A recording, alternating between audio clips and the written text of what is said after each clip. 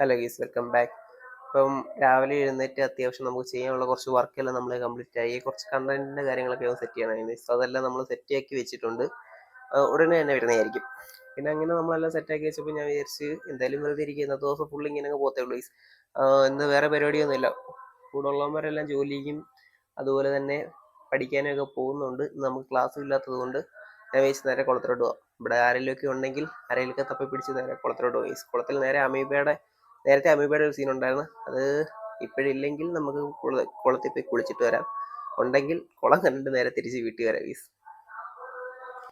ഗീസ്, നമ്മൾ നേരെ കുളത്തിലെത്തി ഗീസ്. ഇതാണ് ആനയിടി പാറക്കുളം. ഇവിടെ ഒരു മാസം മുന്നേ വരെ അടച്ചിട്ടേക്ക് വരുന്നതാണ് അറിഞ്ഞത്. ഇപ്പൊ കുറെ നാൾ കൊണ്ട് പിള്ളേർ വരുന്നുണ്ട്, കുളിക്കുന്നുണ്ടെന്നൊക്കെ നാട്ടുകാർ പറഞ്ഞ്.